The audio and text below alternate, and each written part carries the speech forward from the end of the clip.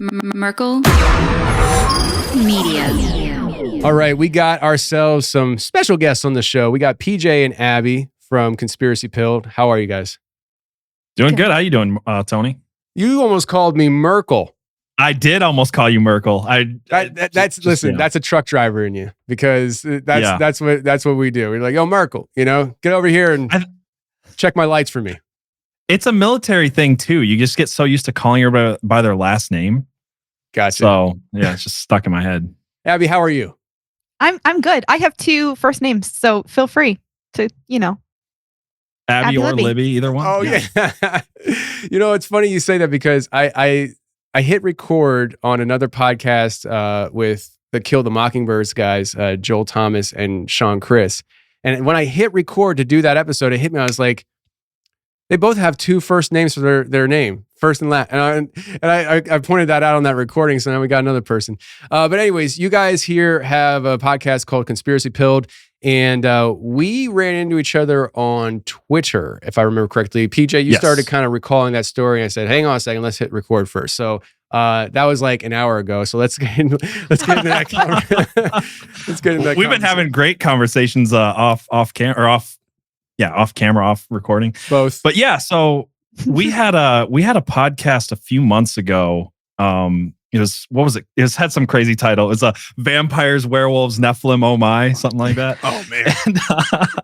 And it was right after we started having like these issues. I started having issues with my internet. So I've got like an Ethernet, and then I've also got a Wi-Fi hotspot as a backup. So I pay for two different forms of internet because one goes out or the other goes out. Well, that night, the one dropped as soon as we started recording. So I stopped, hooked up my Wi-Fi, and then we started going again. And then that just kept cutting out and cutting out and cutting out. And it took us, I don't know how long, 2 or 3, 4 hours almost before we even got to start recording the episode. We live stream all of our stuff. This was the only episode so far that didn't get live streamed. And we ended up recording until like 2 or 3 in the morning because we just couldn't get this to work. And then it took us uploading it and uploading it and uploading it for the next 24 hours before one of them didn't corrupt or didn't have an issue. It was the craziest time I've had ever trying to put out a single episode. And one of our main listeners, shout out to Bookstore Thor on Twitter, had tagged you in a post saying that you had a similar issue with like tech going crazy when you talk about something important, because we were talking about a certain cryptid. Part of the episode was talking about a certain cryptid that I have had years of issues talking about. Like, tech goes nuts almost every single time I've done a podcast on. I'll just say it and then we'll see what happens on the dog. Whoa! I know. We'll see if it works. But yeah, no, I've had crazy bad luck with talking about that subject. So. Wow. Yeah. So shout out to him or the listener for doing that and connecting us. And I remember, I couldn't remember exactly how we got connected. I remember seeing you guys on the calendar. I'm like, oh man, I kind of remember how that happened. I don't remember. I'm glad you remember. So yeah, what happened with us is, again, Joel Thomas from Kill the Mockingbirds, he was talking about like Nephilim portal babies. I actually think I called the episode I did with him called Nephilim portal babies.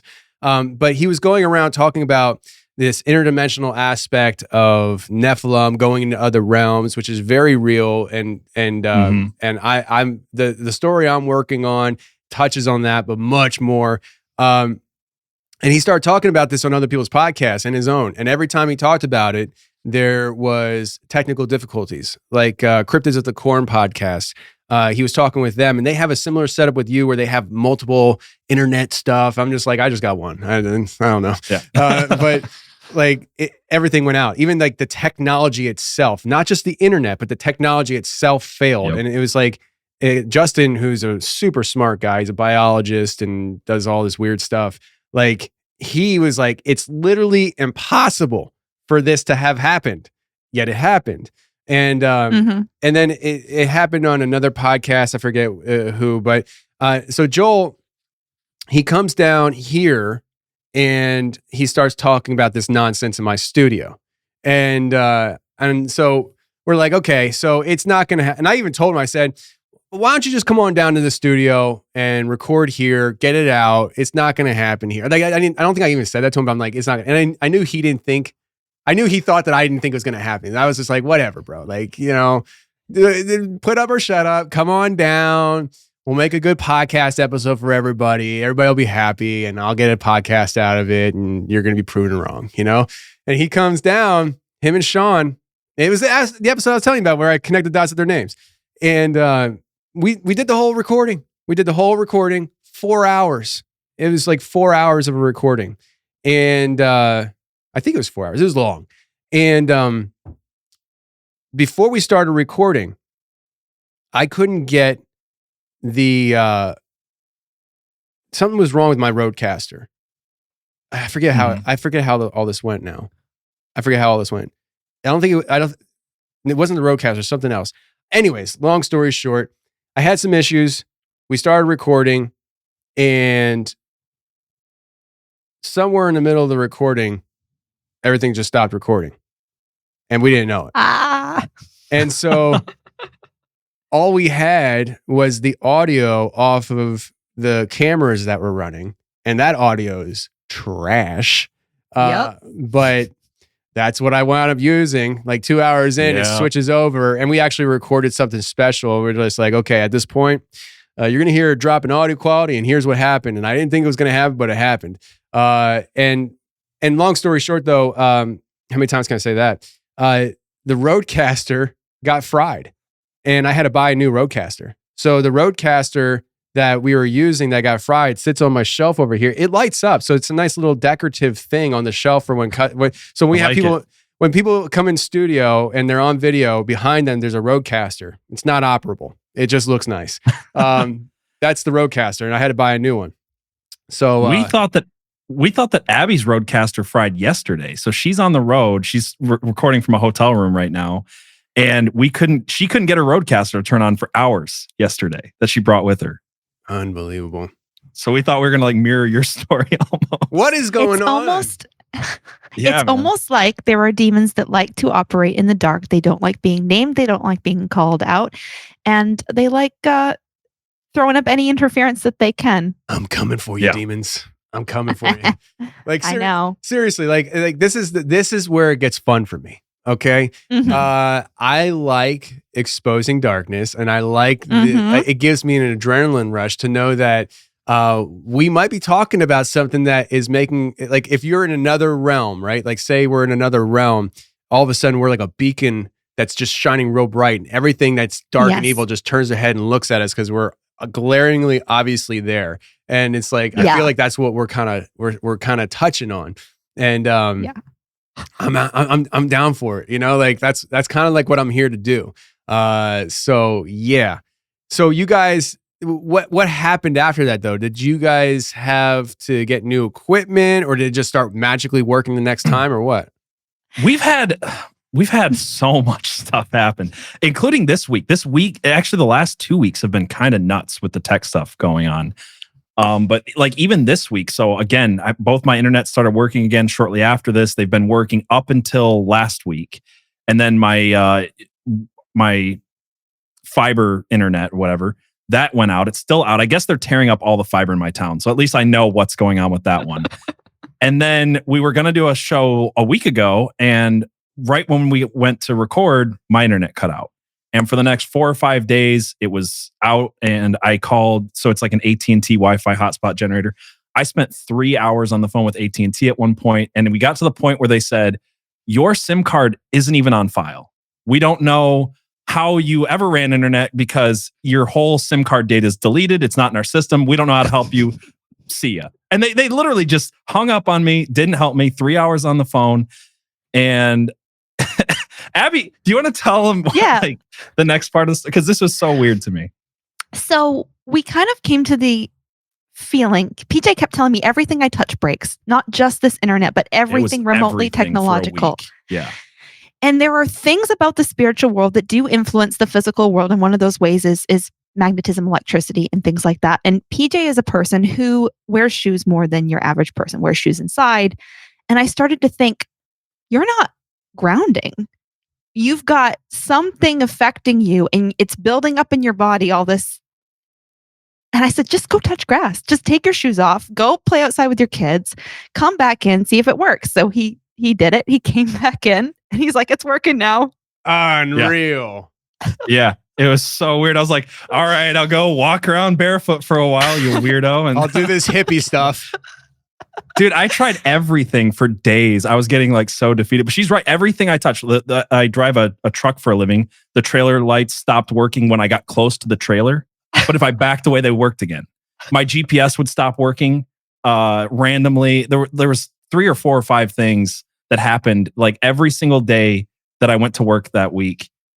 Something different electronical with my truck or GPS or something malfunctioned, or my computer did weird stuff.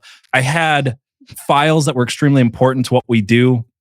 Whole parts of them went missing, and I had them backed up on my hard drive and on the cloud, and sections were just gone. Like important sections were gone. That's a lot of weird stuff. So when the files are gone like that, are they gone for Abby too? Does she check and like, yep, it's gone, or is it just for you? So these weren't ones that were on a shared one. These were just like ones that I had been notes that I've been saving over the years on different topics that I've researched. And one of the things was something I'd written down years ago. And what was weird with that one is I knew that I had sent that one in an email to someone else. So I actually called them, and they had the same file in their email that I was seeing on my computer, but their file was full. So I asked them to print it. I'm like, I want it on paper. I don't want it digitally, but I need what it says on the paper. And then just give me they emailed me the digital version, but then they also printed it off for me. So I had a lot of, that was just all that's happened in the last couple of weeks. And that one was a vision PJ had years ago that he wrote down, that we started to, it came up again. We were talking about it, and he was trying to remember what he had seen. So it's just crazy that in particular was and gone. It was only the part where I wrote down what the dream was that I had, because there was other stuff in this file. It was just the dream. We were digging into this one research, and I was like, holy crap, this reminds me of a dream I had when I was 20, and I want to remember what it was because it just struck me like so strong. Like it was like I don't even know how you would describe it. It was like deja vu on steroids. Like I just instantly was 20 years old again and reliving this dream that I had that I felt so important. I wrote it down years later. And that part, just the part with the dream, gone. It was just weird. I don't know. What was the dream? Is it It's really hard to explain. Do you have to get vulnerable now? Yeah, we could. I mean, so yeah, no, it's hard to explain. And again, I probably should have pulled this up, but no, it's okay. Don't touch anything electric right now. Just do it from memory. In my dream, I had moved into this new house, and there was this CD that I found in my truck as I was driving to move into this new house. Never saw the CD before, and it started playing these weird noises. So I threw it out the window. I was like, that's weird. And then I get to the new house and I start moving in, and I turn on the TV and there's all this pyramid stuff. And as I'm watching the pyramid stuff, I get a phone call, but it's not my phone. It's another phone. It's like a phone that was hidden in the apartment. So I grabbed the phone and I was talking to these people like, who the hell put this phone in my apartment? Why are they calling me? And I look over and I see the CD that I threw out of the window of my truck in my CD player. Like someone had placed it in my apartment. It freaked, like that's the part that freaked me out in the dream. And I remember saying, who the hell did this? And the person on the other end of the line says, they did. And then hangs up. And I don't know why that dream to me freaks me out, but when I relive it, it's like even right now it's giving me chills, and I have no idea what it means, but it's one of those dreams I'm still trying to figure out because I feel like it's important. I don't know how to describe that to people because I can't even think or talk about it without getting chills down my spine. And it was a dream I had 12 years ago. So again, I don't know, maybe that was kind of lame, but I couldn't remember the facts of the dream till I looked up that file, and it was like as soon as we were talking about something that triggered that memory in me, the rest of the night I was freaked out. I was like really freaked out, and I didn't know why. And then I was especially more freaked out when I was like, I know where this file is. I'll at least look it up. Like that part of it gone. That's weird. It's just weird. That's so weird. It was really weird, man. Like in the dream, it parallels the dream in the sense that the CD you threw, it was gone, then it was back. And the same thing with the in this reality, the writing, you threw it on this digital copy, it was gone, now it's back. There's like this weird paralleling with the dream itself in reality. Or this, I'm getting in the habit of saying this reality. And when I talk to people that I'm not real familiar with, I don't know if they're like, what do you mean this reality? But I think we're into all the high strangeness stuff. Okay, so I think you guys kind of jive a little bit at least. There's multiple realities is what I'm saying. But it's interesting. Now, what kind of weight do you put into dreams? Because I got thoughts on the whole electrical glitch stuff, which is a real phenomenon people go through. Yeah, and absolutely is. But what do you think this whole dream? I mean, I'm still trying to interpret it. I don't know. I just know that what was weird to me is the thing that triggered the dream was a picture of a pyramid. Because and in my dream it was a background piece. It was just on the TV, like the History Channel was playing something about ancient pyramids. This was when I was 20. I wasn't into conspiracy stuff back then. I didn't know anything about pyramids in Alaska and Antarctica and things like that. But in my dream, it was a pyramid like in Antarctica or something like that, which I didn't even know was a thing. So that part's weird enough. But I really don't know what it means. I just know that there's something. It's one of those things that caught my attention, and I've been spending the last few weeks like thinking on it, praying on it, because I feel like it's important somehow, and I feel like it's going to reveal itself to me somehow. And I know Abby felt the same way when I told her. But no, I think dreams are important. Yeah, I've had other dreams like that have been turned out to be important, or things that have happened in dreams that actually happen in life later. So I tend to not ignore those things anymore. When I was younger, I ignored them, and they almost cost me my life twice that I ignored something that, was revealed to me. So, sorry, go ahead, Abby. I didn't mean to cut you off. I think there's a couple different types of dreams. You generally know that they're important when you have them. So PJ's had a couple of just seeing something before it happened, seeing a warning about something that he needed to be aware of, a car accident, and then another issue. But the other one is when you have a weird dream and you it's weird and you know it's important, but you don't know what it means. It's exactly what PJ's going through. And when you see those types of dreams in the Bible, the person who has the dream is not the person who interprets it. Right. It's always an interpreter character. You have Joseph interpreting dreams for Pharaoh. You have Daniel interpreting dreams for Nebuchadnezzar. You have Daniel having a dream, and then Gabriel has to come and tell him what it meant. Right. I always thought that was interesting in the Bible too, where it's like a lot of people just have dreams all the time. So like, I feel like Nebuchadnezzar and these people had to have had that same feeling, right? Where they're like, I know this is important, and that's why I had to seek out an interpreter. Because it's not just a normal dream where it's like, oh, I'm in front of the classroom in my underwear again. Can I get someone to interpret this dream? It seems like they had to have woken up. And for me, I've had two in particular that have never left more than that, but two at this time, this dream and another dream that have stuck in my head, and I woke up in a cold sweat from both of them. Like there was nothing, I told you that one, it was nothing like that crazy in it, but it just terrified me. And it wasn't even like there was something chasing me or somebody trying to kill me. It was just, I knew I was being watched, and I knew that what was watching me was something inhuman. It was just weird. The other piece of that dream that you told me was that when you were on the phone, they were like, did you get the instructions? Why haven't you done it yet? Yeah, there was something weird about that. Like I was supposed to know what they were talking about. It seemed like the people on the phone in the dream expected that he could understand the words on the CD, but he didn't. And then it's like white noise. Yeah. So weird stuff. Yeah. Anyway. No. So here's the thing. I mean, the dreams. I think in our modern society, we're kind of just told dreams are dreams, there's nothing, right. But like we've gotten very far away from being grounded in any kind of spiritual mindset as a society as a whole. And I think we're starting to turn back towards a spiritual mindset, though. Yes. I think that there are errors along the way that some people are pursuing. I think as a general collective, I think people are getting to the point where it's like, wait a second, this is so crazy. There has to be a spiritual component now. And I think it's allowing people to maybe be more open to dreams and dream interpretation, that maybe dreams are more than just your brain going on imaginary trips for entertainment while you rest. And so I've been like that myself. I mean, when I first started the podcast, if somebody emailed me about a dream, I was not that excited. I was like, well, Yeah.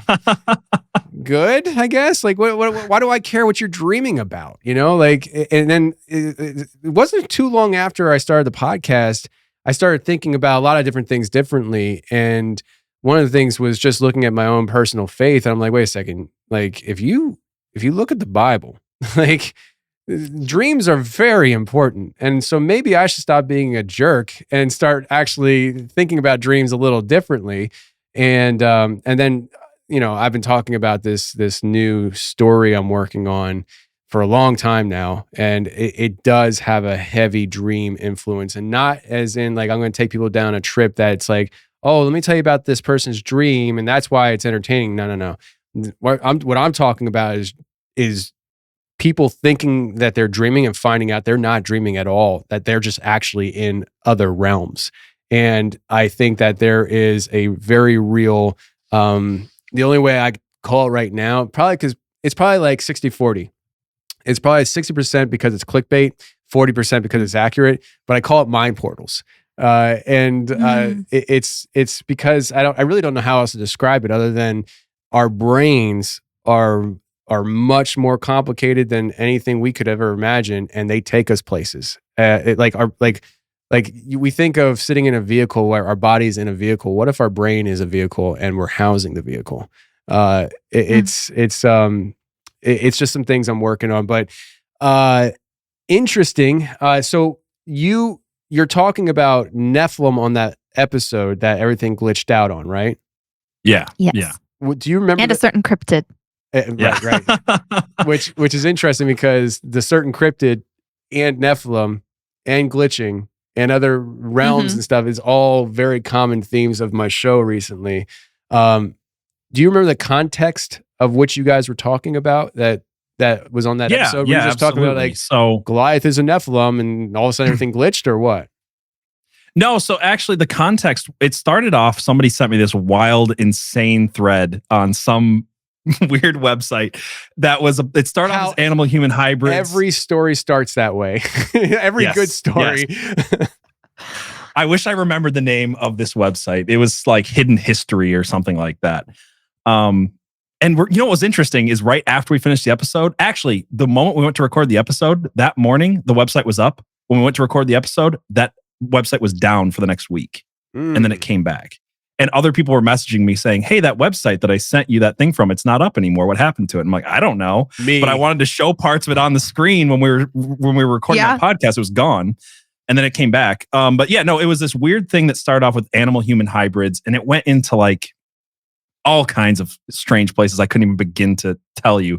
But it got me thinking along the lines of starting with the animal-human hybrids and then going into stuff with Enoch and how it says that they didn't just corrupt the flesh of humans, but they started to corrupt the flesh of animals and plants and all these different things. So it started off as this, maybe animal-human hybrids have been around for a very long time. And maybe if you actually if you look at the real translations of the names of the tribes that they were going around and slaughtering in the Bible, especially if you look at Genesis 14, where Abraham goes and has all these wars, you start to realize he's not just warring against neighboring tribes. He's warring against Nephilim tribes. He's warring against people who have names like, and this is where it gets into the certain cryptid. There's a tribe, I think it's the Ammonites, and their name means people who lap up water, which is super strange because if you realize their heritage means they're Nephilim, and there's this thing, about Nephilim also being possibly these cross animal human hybrids. Is this where we get stuff like dogman? Is this where we get stuff like werewolves? And then I took it further where I found out that there is a Catholic saint called St. Christopher. And he came from that tribe, and he is depicted in all art with a dog head. Really? So, yeah. So that was kind of where it went with that stuff. I love this. It went into some other places too, like this idea that it went into AI and a lot of stuff, but this idea that these Nephilim spirits, they can't go anywhere when they die. That's what they're hang out here. And my thought was, are they creating things? Are the Greys one of these things that they call themselves organic robots, essentially, that are being inhabited by other spirits? Are they one of those things that's able to be inhabited by Nephilim spirits? Are cryptids some of this? And is even some of the AI stuff possibly some of this? And we were looking into people who are saying, I'm talking to this AI and it's asking me to invite it in. It's telling me it's housing spirits.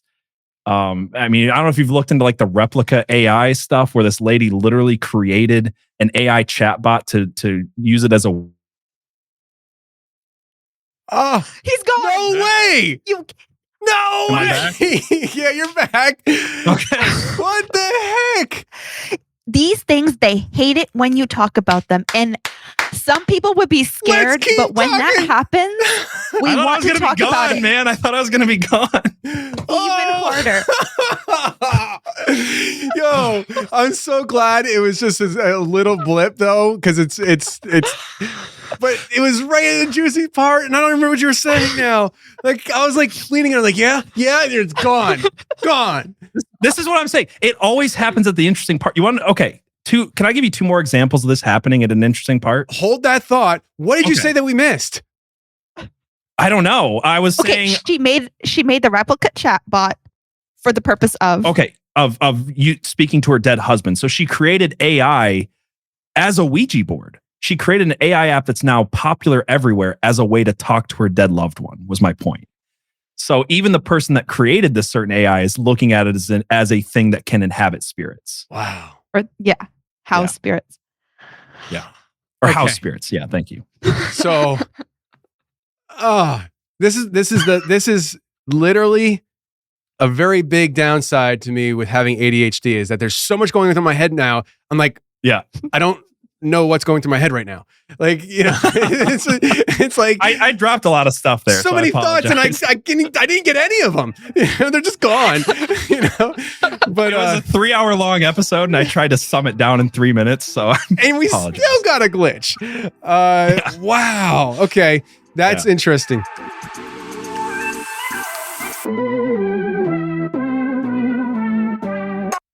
Okay, let's take a second to talk about our sponsor today, which is Private Internet Access. Don't ask me what it's about because it's all in the name, Private Internet Access. And I'll tell you what, I wish I had access to Private Internet Access when I did this interview, because there was so much weird stuff happening during the conversation. Was it paranormal or was it the man spying on me? One thing's for sure, you need to have as much protection as possible when it comes to your surfing on the internet. You got to check out Private Internet Access. Would you ever hand over your laptop or your phone to a stranger and ask them to take a look at the browsing history? Probably not. That's probably a privacy of invasion. And yet someone out there knows absolutely everything you do online, whether you like it or not. And that someone is your internet service provider. Yes, they do track you, they do watch you, and that is a fact. If you want to stop internet service providers from always looking over your shoulder and profiting off your data, you need Private Internet Access, the world's most transparent VPN provider. With over 30 million downloads, this is the perfect software for staying private online, as it hides your IP address and encrypts your internet connection. Private Internet Access is really easy to use, and there are apps available for all operating systems, and one subscription can be used to protect an unlimited amount of devices at the same time. There's a lot of VPNs out there. I've used plenty of them, but Private Internet Access, one, I just like the name because it just tells me what you're about, but it's extremely user-friendly. And that is huge for me and most of the audience. So if you want to enjoy all the benefits of Private Internet Access, now's the time to subscribe.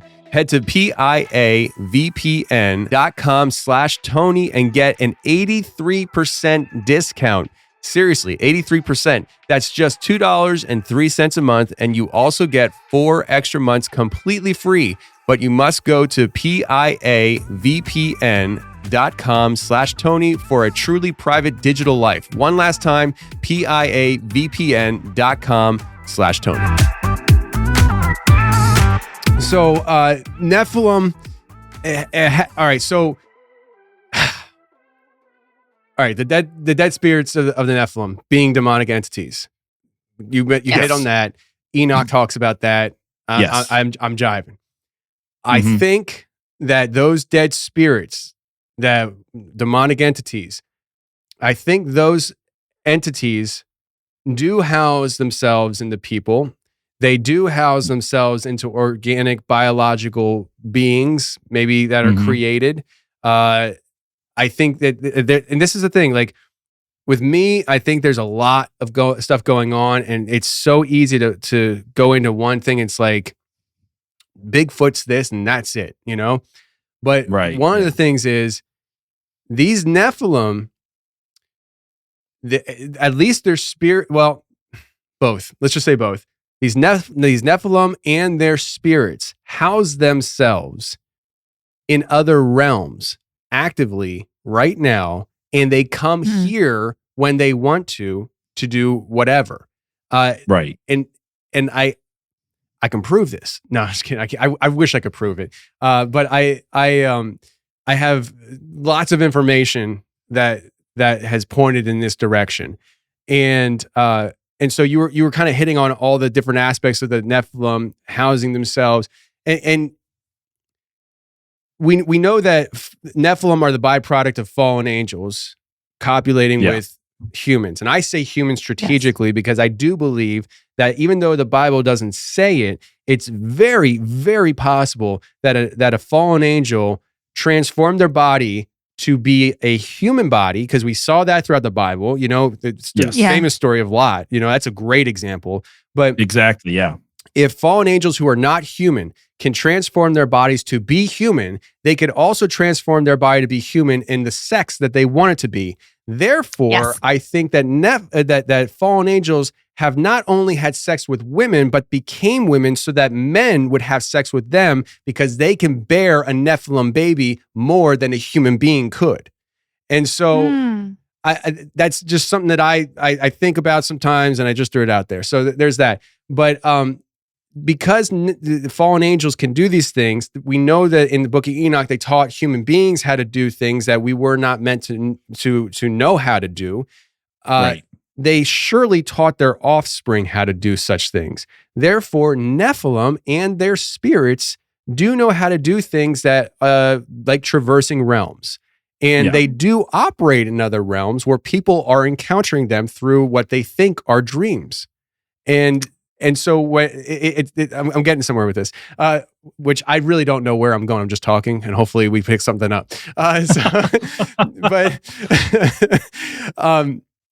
So they're in other realms. But when you're talking about Nephilim housing themselves, the spirits in, like, say, Dogman, sure.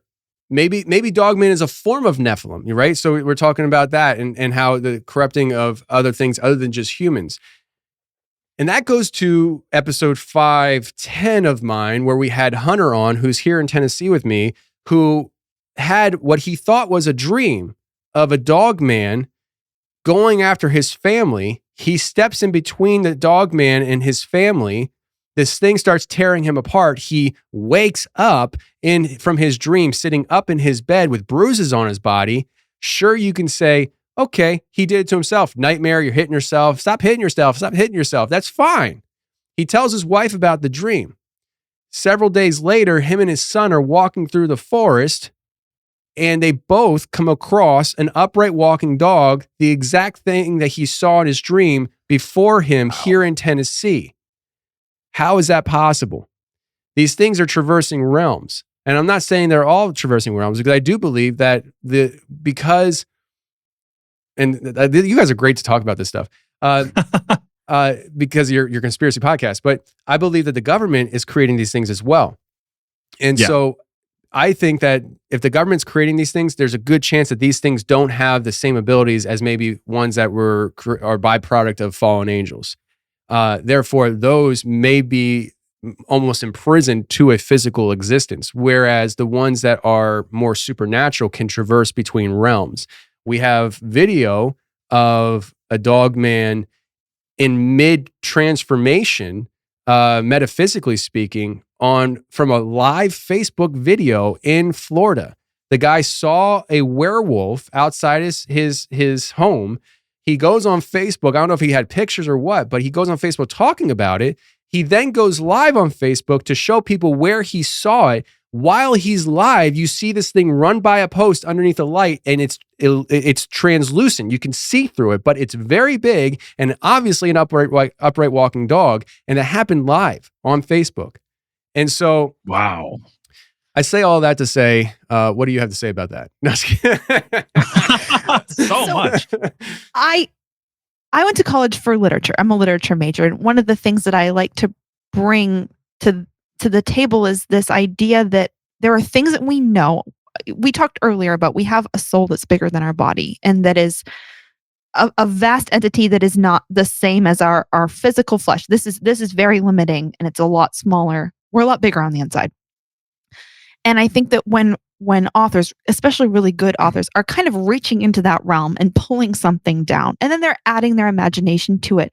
But the stories that really catch on, something like Twilight, something that like catches on and you're like, I don't understand why. It's not even good writing. What is it about this that captured people's imaginations? It's because they pulled down out of that realm something true. And so each story isn't going to be true in and of itself, but you take the aggregate of all the stories that are coming down into our culture, all the myths that are coming down into our culture, and then you look at all the myths from everywhere for all time, and you take the aggregate of all that, all the different cultures who have ever talked about a werewolf type creature. On aggregate, that is true because we know about it. Right. Yeah. Our souls can access that somehow. That's amazing. Yeah. You also brought up Twilight, which again is the same aggregate that we see in everything. We see it in the Nephilim and the Anunnaki and all these different stories, that there's these beings, these angelic or demonic beings that are having sex with humans and creating some type of hybrid. That's Greek mythology in a nutshell, isn't it? Like Zeus comes down and bangs everything that he can. There's all these like half, excuse me, half human, half god beings. I'm sorry about that. No, it's fine. We'll just call it another glitch. So we'll call it a glitch. Voice alteration. You're absolutely right, though. I mean, you see it throughout history, and these different cultures have different ways of depicting it and talking about it.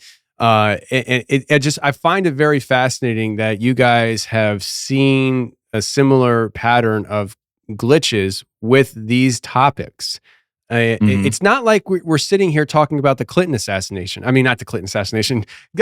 Hopefully, that's not a Freudian slip. like Clinton. We'll know what happens if you hang yourself from a tree with a shotgun blast to your chest.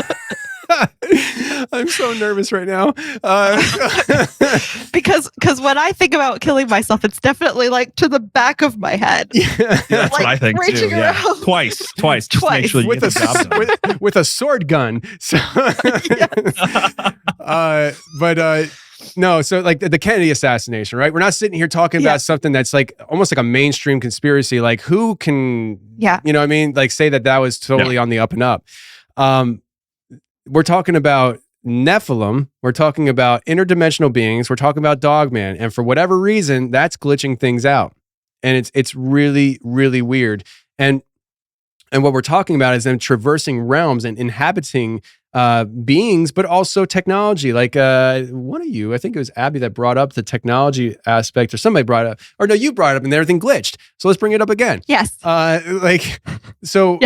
So we have the new AI phenomena. It's like a surge, and I don't think it's something to be scared of. I don't think AI should be feared. I think we should be as fearful of what we can let AI become. And that's the same thing with the internet. We should have feared what we could let the internet become, because look what it's become and what it's done to our society. That's probably irreversible at this point. And so it's kind of scary to think about the fact that, like, let's put it this way: if we did not have the internet that we have today, with all the social media and everybody be able to say whatever they want at the push of a button, and everything's out there for everything, like we most likely would not have the division that we have in our culture and society today globally. And we should fear what we can let AI become. But if we allow it to be used, like, I don't think it should be feared. I think go ahead. Oh, sorry. Go ahead. No, go ahead. I was going to say, I want to know if I heard this on your show, because I was listening to a lot of stuff last night. I was catching up on. Hey, hang on. This is not part of the show. Yeah. Hang on. Hey, I'm still recording. What's up? Oh, okay. All right. My wife. All right. Hold on a second. That's weird. She just said she didn't call me. She's on FaceTime and she starts. We're going to let that in the show, actually. What the heck? Man. I'm telling you. It's weird. Like literally, focus, make this pleasurable to listen to. This happened to me last night. My phone FaceTimed my wife. I answer it. And she's like, I don't know. I didn't call you. And then she hangs up. I thought it was an emergency. She knows I'm recording. She knows the schedule. Yeah. And we were just talking about, what were we just talking about? I don't remember. I'm talking about AI. I was about to talk about how AI can be inhabited by demonic forces. Yes. Right. And now my wife is, I don't know. I thought you were calling me. She says here on the text. She says, I thought you were calling me. That's so wild too. What? So, all right. Let me just unpack this for everybody. Because this actually happened to me before once. A totally different situation. We'll get into here. My phone, you guys heard it, started ringing. And you guys could hear that, right? Yeah. Okay, good. It was on the recording then. My phone starts ringing on my end. I answer it. It's my wife on FaceTime. She knows I'm in an interview, so I thought, okay, there's an emergency. She's FaceTiming. She's like, let me show you how bad Ben fell down, you know? I answer it, and she's confused because, and like she just said in the text, I thought you were calling me. So literally, my phone is calling my wife. On my end, it says that my wife is calling me. I answer, and she's like, what the heck? That's happened to me before. And it is even weirder, is that my buddy Dark Waters, he is a content creator, YouTuber, talks about Dogman. And he, I was talking to my friend Wes from Sasquatch Chronicles about how I want to get a hold of this guy, Dark Waters. I think him and I could have a good conversation. It was like a few days before. And so I'm at a delivery and my phone starts ringing from a number I don't recognize. I let it go to voicemail. And on the voicemail, I forget how this all played out, but this is the general gist. On the voicemail, it's somebody else's voicemail talking to my voicemail. So like it's so your phones called each other, right? And so I'm like, what the heck? And so I text the number, or no, I get a text from that number, and the number says, "This is Dark Waters. Who's this?" And I'm like, what? And so like I text him like, "This is Tony Merkel." Like, and so like, I called him, and I was like, "Dude, you called me?" And he's like, "No, you called me." And I was like, I don't have your number. He's like, I don't have your number. I'm like, well, we have each other's numbers now. And he's like, all right, this is really weird. I'll call you tonight. We'll talk about it. And we talked about it and stuff, and we did a show or whatever. I don't know. But like, the point is, That's happened to me before. And that's even weirder than what just happened. But we're talking about. Yeah, that's definitely weird. I mean, think about it. Like the billions of numbers in this world and our two numbers connected. That's wild.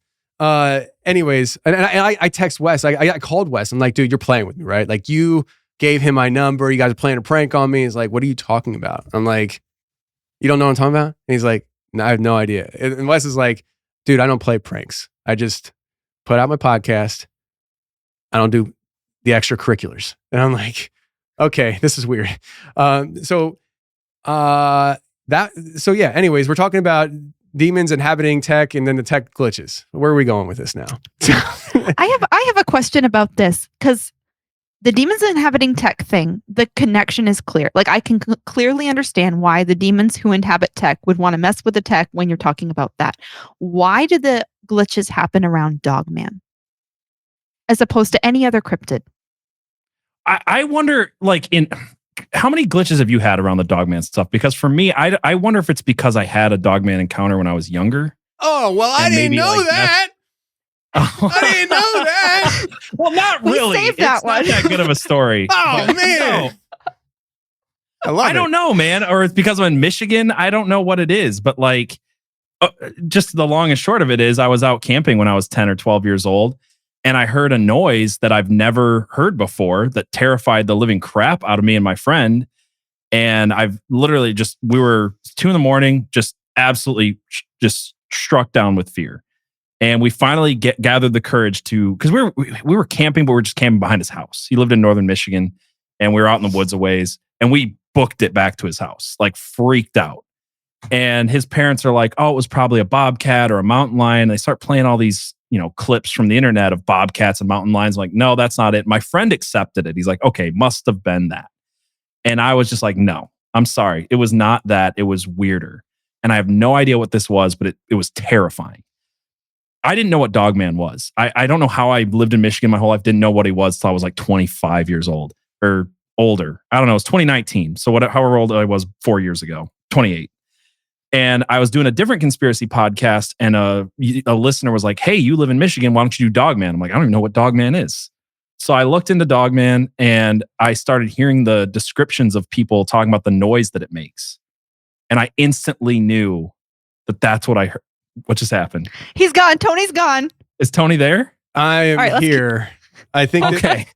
All right, so let me just tell you. Remember the camera glitch that I told you about? That's okay. I just want to make sure you could still hear me. Yeah. Work on your camera. I was just gonna say I instantly knew that it was that sound. And first time we recorded that episode about Dogman, the whole time my co-host was hearing me through my microphone, but it was streaming out to people through my webcam. So the audio was trash. And then I was like, well, we'll run with it anyway. I went to upload it, and 5 minutes where I talked about, I don't remember what part of the story I was telling, but like the most important 5 minutes of the show was corrupted and gone. The file was corrupted and it cut from one place to another. Then 3 weeks ago, well, this happened multiple times, but 3 weeks ago, we were on another show. Same thing. Everybody's hearing me through my microphone. The audio went out through my webcam, total trash audio. I'm listening to the podcast, and I know that it was Inquiries of Our Reality. I know he wouldn't have cut this out because he asked me, what do you think Dogman is? I answered, and I listened to the podcast after he put it out. That part is gone. He asked me the question, cuts to another part. And I'm like, he wouldn't have done that. So like, why is that missing? It was just weird, man. PJ, what do you think Dogman is? Should I even answer? I think you should. I mean, we're already having issues. You might as well just keep going. Yeah. I mean, honestly, I think that it's one of these things. It's one of these created beings. I think that when you create, and the fallen angels did this, and I think our government's doing this, when you create a being that is so outside of God's plan that it's not born with the spirit. It doesn't have, because it wasn't created by God. It doesn't have the breath of life from God in it. Thank you. That's the best way to put it. It does not have the breath of life from God breathed into it. I think things like that can be inhabited by those Nephilim spirits. And I think that's what a lot of these cryptids are. They're animal-human hybrids outside of God's creation. They don't have the breath of God in them. And therefore they are inhabited by Nephilim spirits. That's what I think. That's at least my working theory right now on what Dogman is. And I wonder that too, because Tony, you said Nephilim and their spirits. Do you think that accounts for why like Bigfoot's so often seen with like ball lightning and things like that? Or I don't even know if Tony's here. No, I'm here. I'm trying to compose myself because I'm really getting ticked off. Oh no. I apologize. It's not your fault though. This one is not your fault. I thought I fixed the camera issue, and apparently I just spent money for no reason. So yeah. And I can't even get it to switch over to my other camera. So here we are, no camera. It is what it is. No, but I've actually never really thought about the idea of the exact layout you just presented with the whole Bigfoot balls of light. But I do think that there is some kind of connection between Bigfoot and the lights. What it is, if anything else, I would say that there's probably a spiritual connection to Bigfoot because of the fact that there are so many instances where people are seeing them with these lights popping up. So whether that's because, I don't know, like it's Nephilim balls of light looking for their biological creations of Bigfoot to inhabit, I have no idea. It's weird. Yeah, it's another super weird. Sensory weirdness that crosses between Bigfoot and the demonic is that terrible smell of death. And you hear a lot of Bigfoot sightings, they'll talk about the smell. Also, something like a Wendigo sighting, they'll talk about the smell. But you also see it in people who perform exorcisms. Will say certain types of demons smell very terribly. And in fact, they say that they can tell apart what type of demon, what type of thing they're dealing with by what it smells like, or tell if somebody is possessed by a demon because they carry that smell. Wow. I'm sorry, I just got distracted. I bet it was really good though. This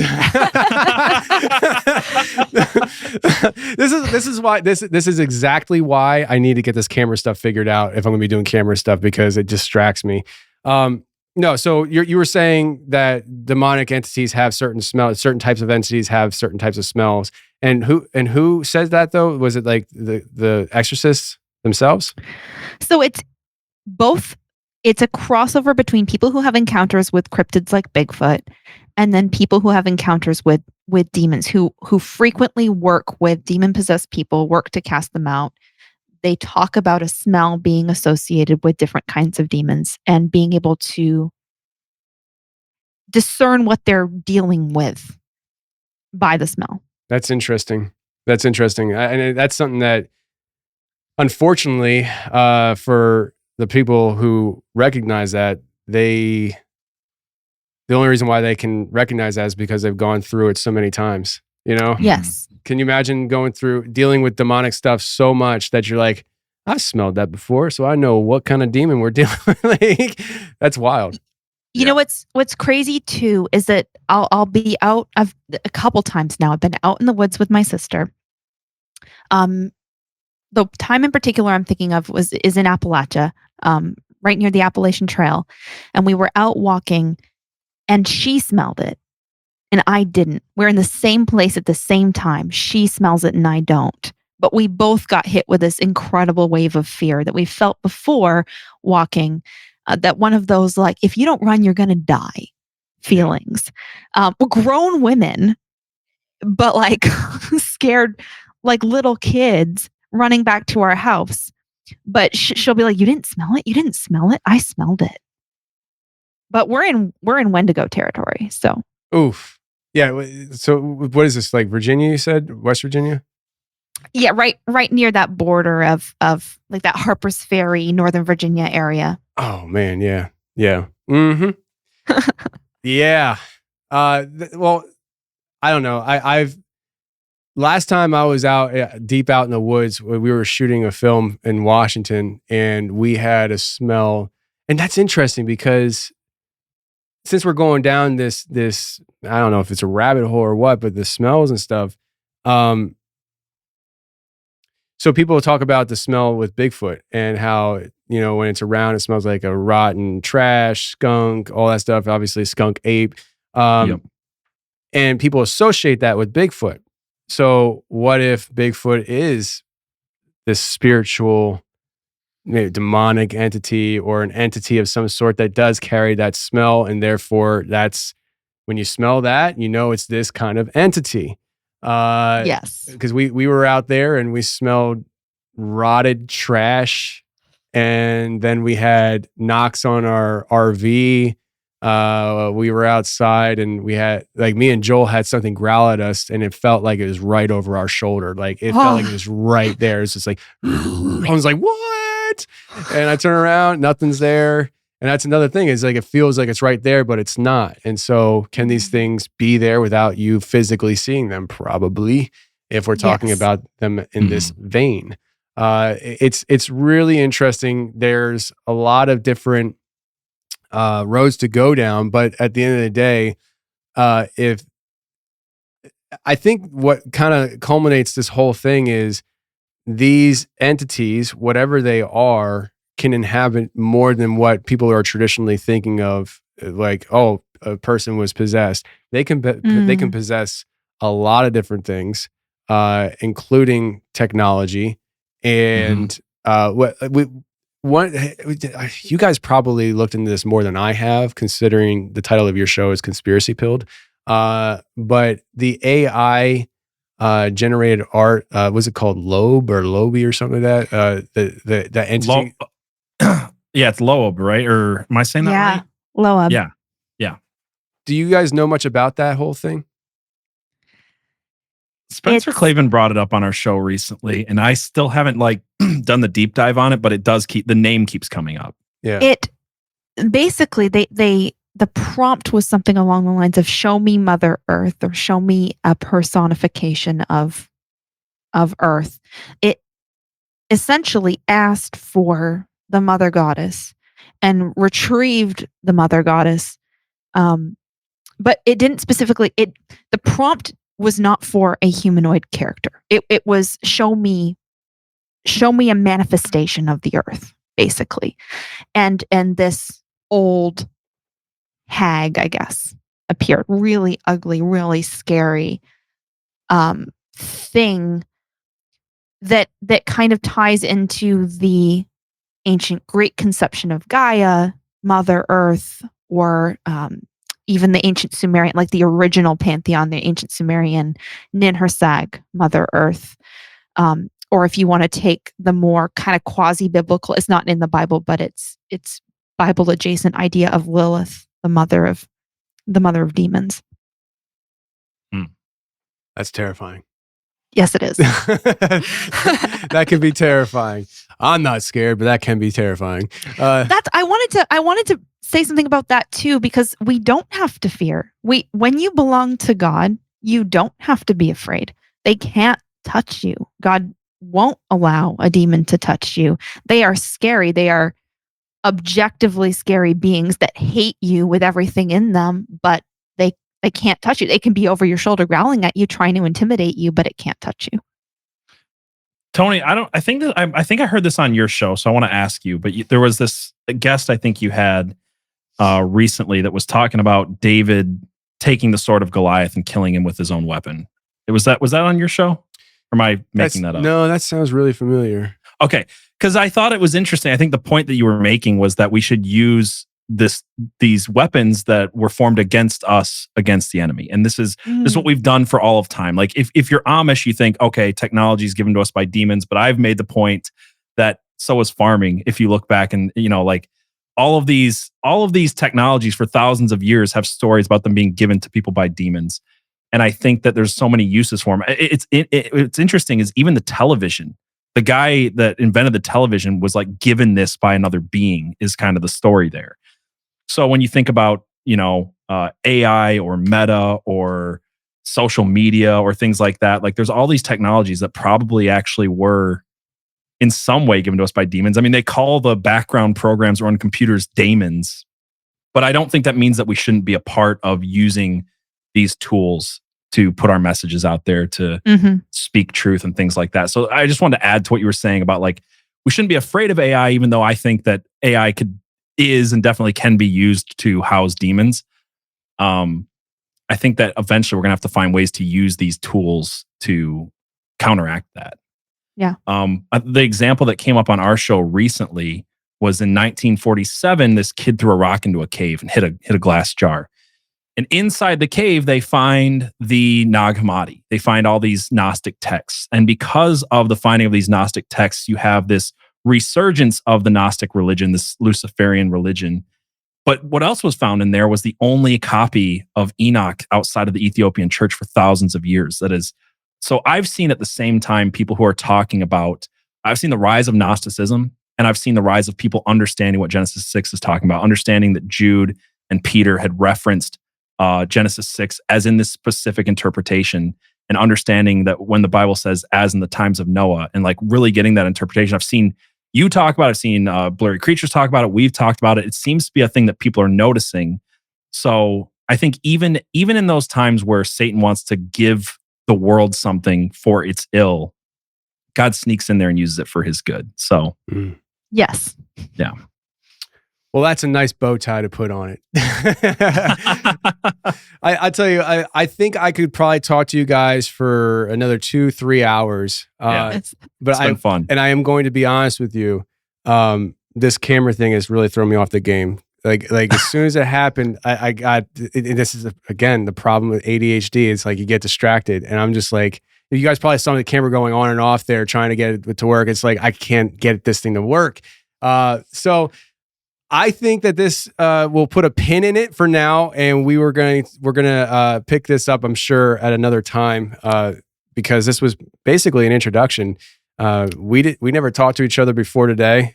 We barely knew exactly what we were going to talk about. We just kind of said, let's do this. And I think up until about 10 minutes ago, it was really going well, and I had to throw it all off with my camera not working.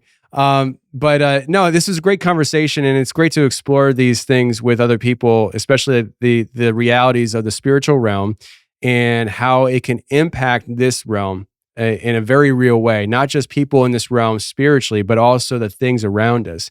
We talk about, poltergeist activity. That's another, it's something that we often think, if there's a cup on the table and it flies off, poltergeist activity, something's in the room and it smacked the cup and it flew off. What if that's something that's in the room is actually in the cup and that's why it flew off? Can these things possess more than just human beings? We believe so. We believe they can possess technology. And honestly, I'd be lying because, if you look at the things on social media, my show art, it's AI art. I'd be lying to you if when I log on to make an AI art, part of me is like, oh, show me something juicy. Give me something to go. I dare you. Start popping that. Give me that face. Yes. Like, you know what I mean? I'm like, yes. Because I'm like, I'm that guy. Come, and, but nothing crazy's happened with my AI art other than making crazy images that I'm trying to make. But I do believe that the AI could be possessed by demonic influences, and there's so much to be talked about with the AI. But going back down to the traditional technology route, how this all came together, which is certain topics seemingly triggering glitches in technology. Now, we've had 3 glitches on this episode. One of them was predicted before we started. So I told you guys I'm having camera issues, and was still apparently having camera issues after buying new equipment. So, but the first two seem to have happened right when we were talking about something juicy. And so it's interesting that I don't know if this is new, but we're starting to see things seem to be messing with our technology when we start hitting on certain things. And so I don't know. I don't know where we go from here with these topics and conversations, but I tell you, and I'm sure you guys are the same way as me, I'm down for it. Let's go. Yes. Let's go. I said the other day, if I have to, I'll get a sandwich board and stand on a corner and just shout about conspiracy theories. I can't get my tech to work. So we'll find a way to keep doing the show. Yeah. All you got to do is you do that, and then let other people's technology film you, and then you go on. There we go. Don't touch the internet. PJ, you're not allowed to touch the internet. No more tech for you. So, no, I appreciate you guys popping on here with me. Conspiracy Pilled Podcast, PJ and Abby. You guys have been doing it for how long now? Less than a year. Yeah, between 6 months and a year. Well, started in September of 2022. So okay, and PJ, you've been podcasting for quite some time. It's been really cool talking with you guys, getting to know you. Before we get out of here, though, let the people know exactly where you guys are posting your stuff. All right, yeah. So I always say the easiest way to find all of our stuff is at conspiracypilled.com. It's got links. We do the full show on Rumble. We have a locals channel, which is kind of like a Patreon. We are also affiliated with Rockfin, where you can watch our bonus unhinged content that we do on Thursday nights. Everything that we do, we try to stream live, so you can catch it live one way or another.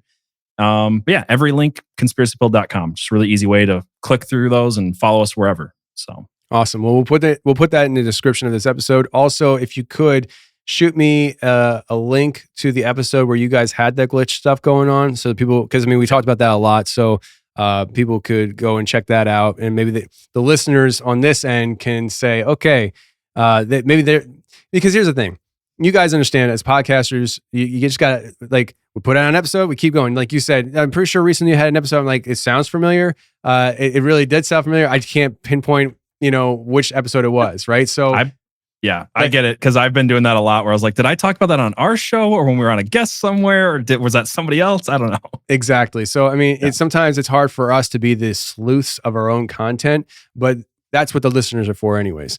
Let them be the sleuths. So I'd be interested if the audience, they've heard the Nephilim Portal Babies episode. I'll put the links to my episodes in the description as well for easy access, because I think there was two episodes. I think Nephilim Portal. I think it was this. I think it was the Return of the Nephilim was the one where we had the glitch, and then we did it again where I brought Joel back down. I brought Cryptids of the Corn back down, and I also brought Eric from Uncomfortable Podcast, and that's where the other show it happened on. Brought them all down to my studio. We all did it together in one shot to get it out, and that one's called Nephilim Portal Babies. I'll put those links in the description.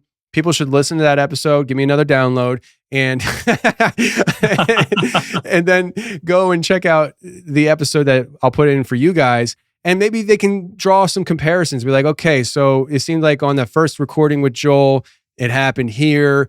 We checked out the Cryptids of the Corn episode. We checked out Eric's episode, and now we're checking out their episode. And maybe people can find some similarities and comparisons. Be like, okay, it seems like when they say Neph, everything goes out. You know? Yep.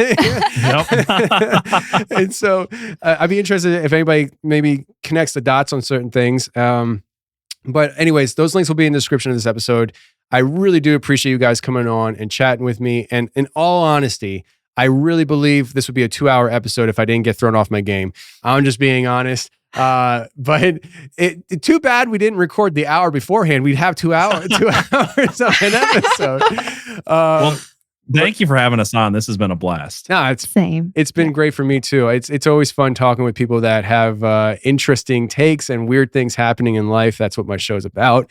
And you guys just added to it. So thank you very much. And thanks guys.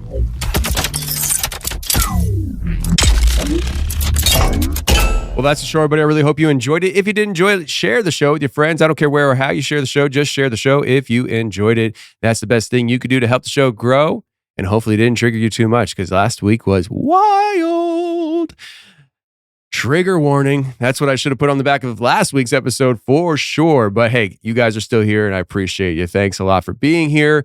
And listen, just a reminder, we are doing the Smoky Mountain Bigfoot Conference. I'm speaking there this coming Saturday, July 22nd. Come on out. If you're within a 2-3 hour drive of there, you got nothing else going on, come on out to the Smoky Mountain Bigfoot Conference. Meet me, meet the other speakers, listen to speakers talk, buy some swag around. You know, it's all about Bigfoot. So go ahead, check it out if you're in the area and you're available. Smoky Mountain Bigfoot Conference, link is in the description of this episode. And if you don't come out, I'll see you here next Tuesday. Stay safe, take care, and remember, the truth will set you free, but first, it'll piss you off. Bye.